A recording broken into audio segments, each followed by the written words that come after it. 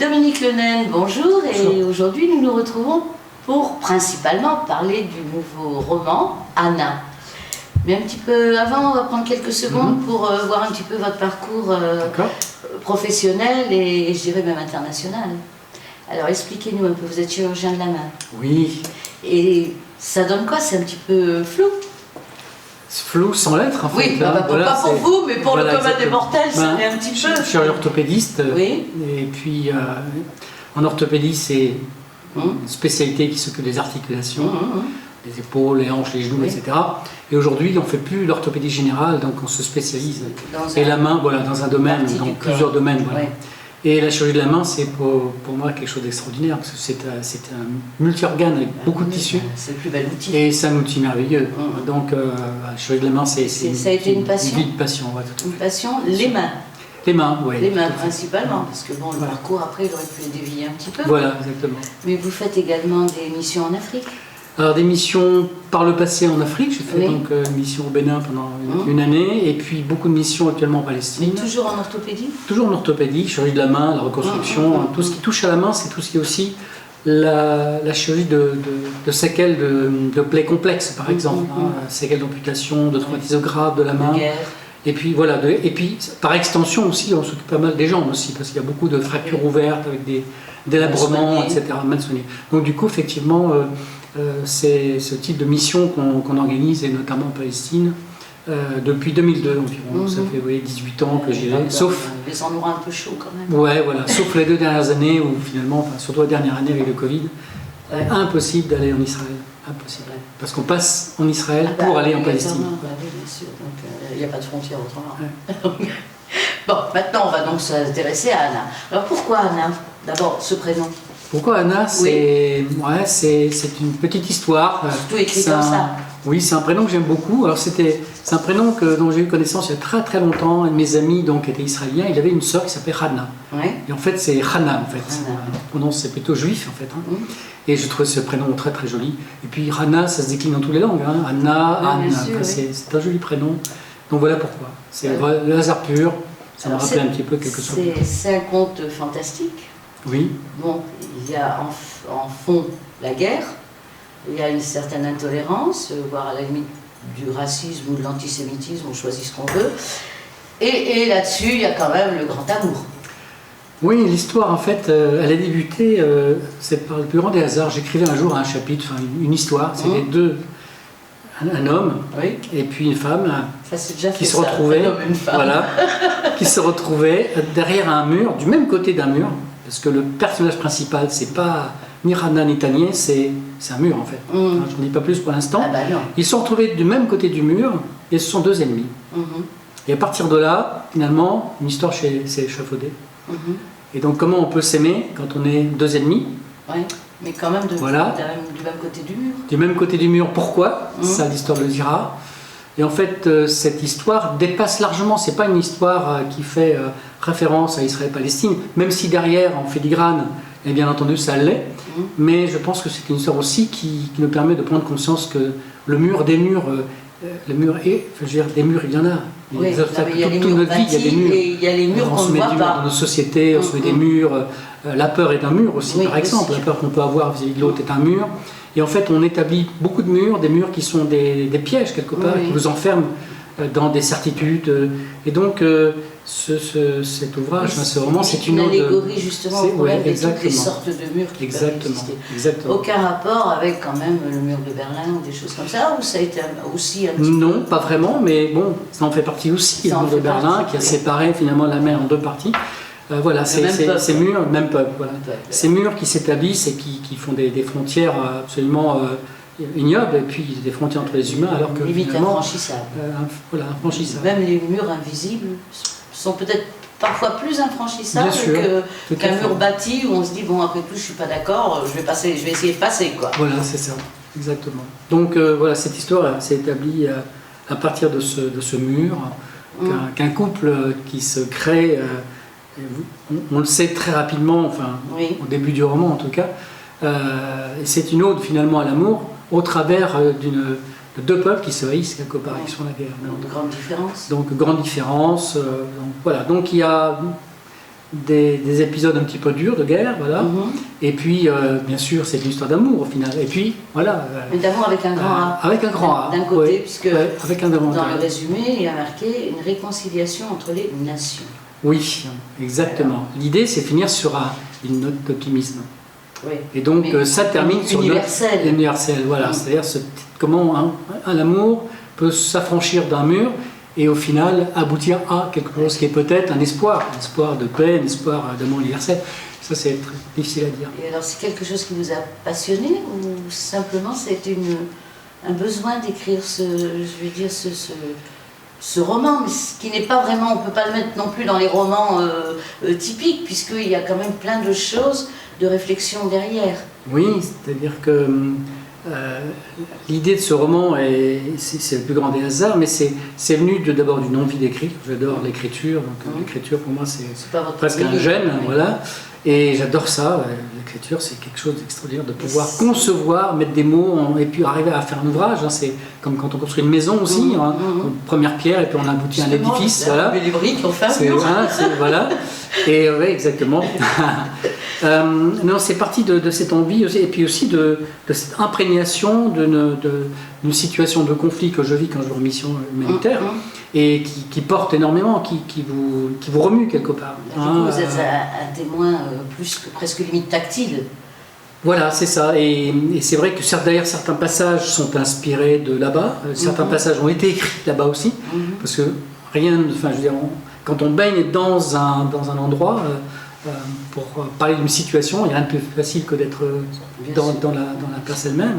Donc certains passages ont été écrits, en particulier à Gaza, vous voyez. Et voilà, parce que j'étais imprégné de... Bien sûr, donc ça donne plus de force, même si le roman dépasse, c'est un roman fantastique quelque part, avec deux pays imaginaires, deux pays qui n'existent pas. Les personnages n'existent pas, c'est le fantastique. Mais voilà, on retrouve quelque part cette ode à la réconciliation, même si c'est un thème qui est universel. Je veux dire, le thème de l'amour entre deux ennemis, c'est connu, rabattu, etc. Mais c'est une façon un peu différente de voir les choses, une façon de l'aborder. Et puis bon, le problème de l'amour, c'est universel, ceci. Mais justement, ce qui fait la différence de ce roman, c'est que finalement, vu que ce sont des personnages fictifs, que c'est des pays qui n'existent pas, bon, c'est vraiment la fiction dans toute sa splendeur. Chacun peut à la limite réfléchir là-dessus et mettre les noms, les nations, voire à la limite les pays auxquels il pense. Oui, c'est vrai. Donc finalement, il y a quand même un côté amour, effectivement, qui est un thème qui est effectivement relativement connu et puis qui sert bien souvent de filigrane sur plein de choses. Mais là, en plus, ça permet une certaine réflexion. Bien sûr. Et c'est là qu'on voit que finalement... voilà, les torts ne sont pas forcément toujours d'un côté et de l'autre. Enfin, je veux dire, il y a un côté observateur aussi. Côté observateur, et puis voilà. Alors, c'est pas votre premier livre. Cet amour de l'écriture, il vient d'où? Alors ça, je n'en sais rien du tout. De se poser finalement. Ouais, j'écris depuis des petites choses depuis l'âge de 11 ans et pourtant j'étais un cancre à l'école. Et en français, j'étais minable. Donc, une espèce de revanche sur le passé, quelque part. C'est assez étonnant, cette envie d'écrire. Elle existe depuis très très longtemps. Et c'est étonnant, la chirurgie de la main, on se demande s'il n'y a pas un rapport je dirais instinctif avec sans la main. Je sais bien qu'il y a des tas de technologies, mais en fait c'est la base de l'écriture, ça reste la main. Alors j'écris beaucoup de livres chirurgicaux, de techniques chirurgicales, par mon métier, voilà. Mais il est vrai que... c'est le premier roman. C'est le premier roman. Voilà, c'est le premier roman. Des nouvelles qui traînent quelque part à la limite? Non, pas vraiment. En fait, c'est un premier roman. J'ai pas de suite forcément, ni forcément l'envie. Ça m'est venu parce que j'étais très attaché à ce couple que j'ai dans la tête. Parce que le livre, c'est un des chapitres, voilà, qui a permis d'échafauder une. Voilà. Et le déclic s'est fait comment? Justement de ce couple, puisque c'est un couple parallèle. Ben non, je me souviens pas. Bien souvent, ça peut être une situation, un événement, ou à la limite un choc affectif, qui amène ça, un besoin d'avoir un petit peu à côté de soi, au fin fond de son cerveau, un couple, je dirais presque avec qui on peut parler. Bien sûr. Alors si, pour tout vous dire, c'est probablement lié, il y a un poème dans l'ouvrage. un poème qu'a écrit Tanier à Rana. Et ce poème, c'est moi qui l'ai écrit. Ah oui. Un jour que je partais sur Paris, je prenais le train. Et donc j'avais mon fils et mon époux sur le quai de la gare. Et j'ai voyé... Ils me voyaient partir. Et moi, j'ai voyé partir aussi. Oui, il y a l'éloignement qui démarqué. Et j'ai pris un stylo, et puis j'ai pris l'ordinateur, parce que voilà, j'ai pris maintenant sur l'ordinateur, comme beaucoup de gens. Et naît ce poème. Et donc, c'était un poème qui est pour Anna, qui quelque part était aussi un peu incarne mon épouse, en fait, quelque part. Et donc, c'est né de là. Un petit transfert. Un petit transfert. Un petit transfert, quoi. On peut peut-être en lire une partie de ce poème. Il est long. Le poème, oui. Non, je peux vous le dire. Oui. Je vous le lis, ouais. Bah, écoutez, oui, parce que je pense que c'est peut-être, en réalité, ça fait peut-être partie, je dirais, de la colonne vertébrale aussi du livre. Mais disons que c'est un poème qu'il cache à Rana, et elle le trouve, elle le trouve par hasard. Et il ne sait pas qu'elle sait. Alors, voilà, Dinarzade, le poème. Alors, je le lis, hein, oui, bien sûr. Je t'ai regardé t'éloigner. Le destin amorçait sa course, il t'avala d'un revers de main. Je mesurais à cet instant précis, ce flash d'une poignée de secondes, dérobé film de nos vies, l'immensité de l'obscur futur, l'insignifiance de nos existences, la douloureuse fragilité de l'être, le bonheur éphémère de notre communion. Tu disparais soudain, des ombres te volent tes pas, ta voix se dessine, nos vies se défont. Des images apparaissent au plus profond de mes fibres, dans le noyau de mes cellules, ton amour me pénètre. Il se part en un instant de ta chaleur, de ta voix, de ton contact, de tes regards, de tes gestes, de ton parfum. Et loin d'être vain, ton combat pour l'amour résonnera en écho. Tu es loin, mais bien en moi. Anna, je t'aime.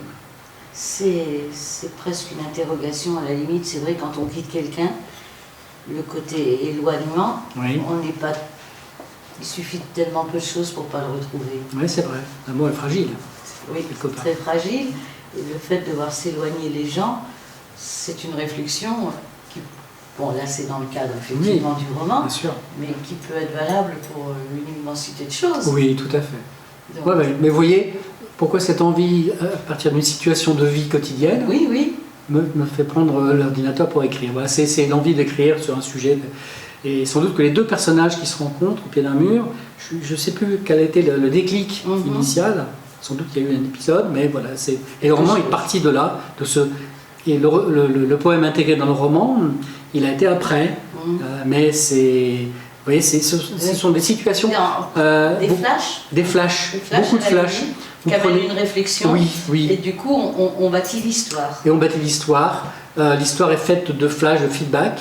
Et la première scène, je ne la décris pas. C'est une scène vécue. Ça s'appelle l'attentat. C'est une scène vécue. Alors bien sûr, elle est beaucoup plus complète dans le livre, mais l'origine de la scène, elle est vécue quelque part. Donc, le déclic, il a existé. Voilà. Donc on le vit en fait, au moment on le vit complètement. C'est peut-être un besoin, parce que je suppose que vous êtes quand même confronté à des situations dramatiques, notamment avec la main, mais avec plein d'autres choses, des gros touches à la chirurgie. Est-ce que ce besoin justement de se confier parfois, je dirais plus à la page blanche, puisque vous utilisez un ordinateur, est-ce que c'est pas justement un point d'équilibre ? Oui, sans doute, c'est une espèce d'exutoire en fait. Oui, le moyen d'être bien dans sa tête. Oui, bien dans sa tête, pour moi c'est un bien-être en fait aussi quelque part. Le fait de prendre l'ordinateur aujourd'hui, c'est plus la page blanche, de prendre l'ordinateur sur ses genoux, voilà.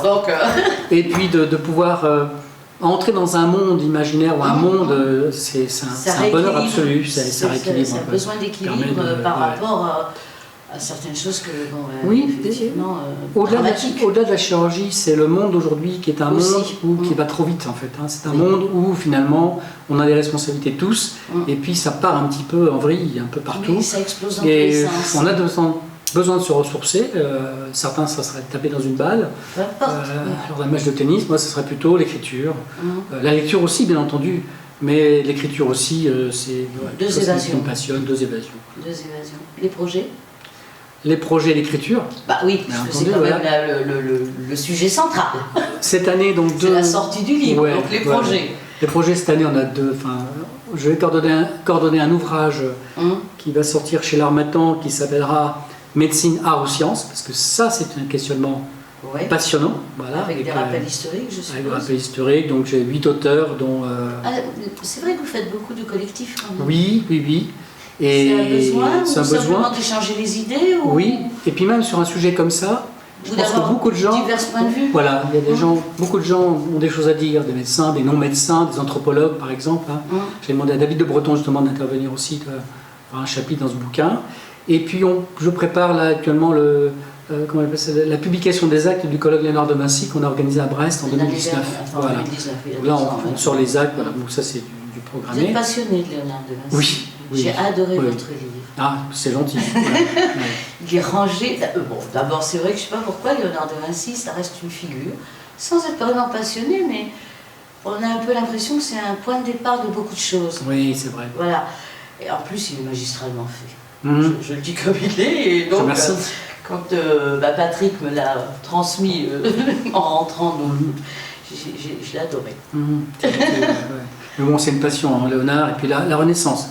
Oui. Ça m'a permis de mettre un pied dans la Renaissance italienne et puis l'anatomie des artistes. C'est une période absolument fabuleuse, quoi. Ça a été une période de grande réflexion. Grande réflexion, mutation, voilà, exactement, voilà, bouleversement. Où tout d'un coup, que ce soit le Quattrocento en Italie ou notre naissance en France 100 ans après, on a un peu dépoussiéré beaucoup de choses. Oui, complètement. On a jeté un petit peu certaines choses aux orties, pour repartir sur d'autres bases. Bien sûr. Ah oui, c'est une période moi, que j'adore étudier, parce que je trouve que c'est une période fabuleuse, effectivement, avec l'arrivée de l'imprimerie, qui a permis de faire pas mal de choses, de diffuser beaucoup d'ouvrages en particulier, de faire vulgariser un petit peu ce qui s'écrivait avant, mais sous forme de manuscrits copiés, tout simplement. Et puis le tournant du XVIe, c'est-à-dire entre 1480 et 1510-1520, et donc Léonard en a fait partie de cette époque-là. C'est une période aussi au niveau de la peinture et des rapports entre l'anatomie et la peinture absolument extraordinaire. Et puis Léonard de Vinci et Michel-Ange, c'est une autre passion aussi. Michel-Ange aussi, quand on voit ses sculptures, on se dit mais c'est digne d'un cours de médecine. Incroyable. Franchement, ça crée une émotion particulière quand on voit la Pietà par exemple, quand on est devant, quand on voit même les muscles et tout, on se dit c'est bon, on peut avoir ça dans une fac de médecine de base. On n'a plus qu'à noter. Bon, et ben c'est peut-être là-dessus. Je conseille franchement, c'est une bonne découverte, Anna, et je pense que beaucoup de gens rentreront dedans et ça leur amènera peut-être une réflexion, sûrement une évasion, peut-être une réflexion. Espérons. Merci Dominique Lebel. Merci bien, je vous en prie.